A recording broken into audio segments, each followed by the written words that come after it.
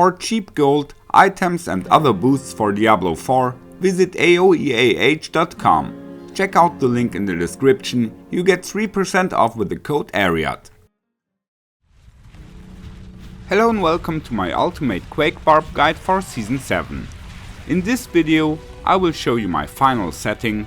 It is great for speed farming, but can also kill all bosses very fast. The gameplay is very comfortable and just feels overpowered. We can also vary the playstyle. We can use Whirlwind or Lunging Strike. We can explode the Quakes by Hota, but we don't have to. And we can even leave away all skills and just run around, like I did in my showreel video. However you do, the power comes from the earthquakes. In this guide we will go step by step again, and I will explain to you my decisions.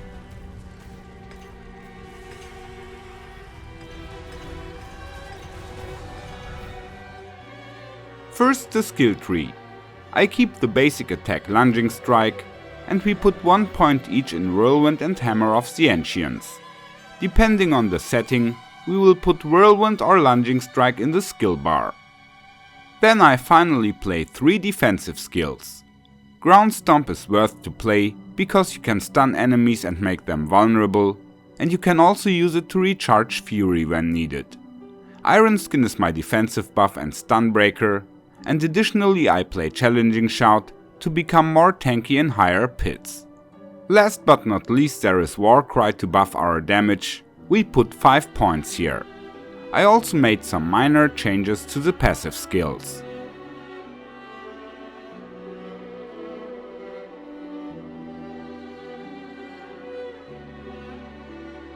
Now the Paragon system. First comes the Glyph Challenger to increase strength and other attributes.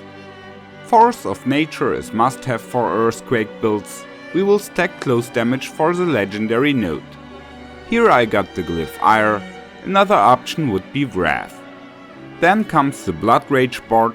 For this node we will stack Berserker damage. In this board we got many strength nodes in range, so we put the Glyph Rumble here.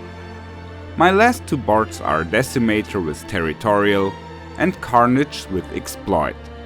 Alternatively, you could also go for the Weapon Master board, since the legendary node offers a damage increase now. But I decided to take more life and damage reduction from the Carnage board. Therefore, it's nice to get 490 willpower to unlock the bonuses on the last board. Now the equipment. We played the Ugly Bastard's Helm because we will be berserking all the time, so the damage increase really pays. With the Mantle of Mountain's Fury, we want a greater affix on double damage and also hit it when masterworking. We socket rubies into our armor parts to increase strength. Then I play the Conceited Aspect on the gloves and Iron Warrior on the pants. We want to have greater affixes to strength on every item possible. With the Tempers, we add Quake Size and damage or cooldown affixes. My boots finally became Jan's Blessing. They not only solve all resistance issues, but also add all stats. Like that we get enough willpower for the Paragon system and also get a bunch of strength. On the amulet we need a greater strength affix, together with passive skills like Pit Fighter and Slaying Strike or movement speed. It's important to put Volcato's aspect here. On the rings I play Berserk Fury and Inner Calm, but you could also choose elements instead. So with the ring aspects there is some room for variety. 2 very important Quake aspects are imprinted into our two-handed weapons of course. Here we also put our rune words. We still use Bug Tag to cast Earthquakes by just moving, and we also like to play Igni Cree, so we can cast Vortex in a very controlled manner just by pressing our skill buttons. On the one-handed weapons I got Anger Management to always stay berserking when above 40 Fury, and very important, the Executioner's aspect. This one increases our Quake damage, scaling on our strength value. So that's why we want to stack as much strength as possible. I already got above 4500 strength now, and will probably reach 5000 and more soon, when getting more Paragon points and optimizing the masterworks. By the way, there is no benefit putting the executioner's aspect on the two-handed weapons, the damage won't increase. Here you can also see the witchcrafts I'm using right now. I just go for more damage reduction here.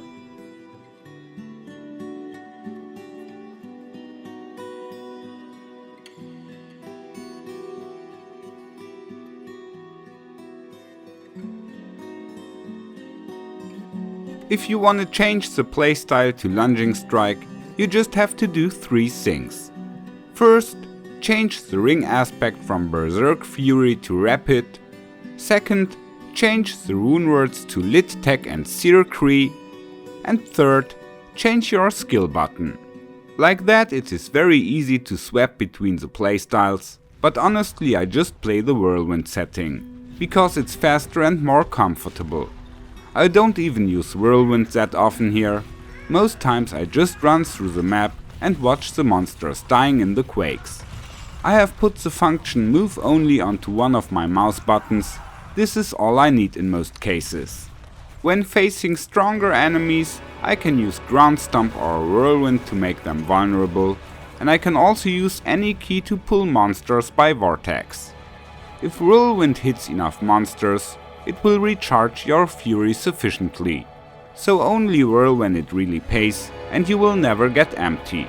But if so, you can just refill your fury by a ground stomp. So finally the core of the build is just the same as in the first video, but of course I needed some gameplay experience to work out the details. I wish you a lot of fun, take care and may the loot be with you.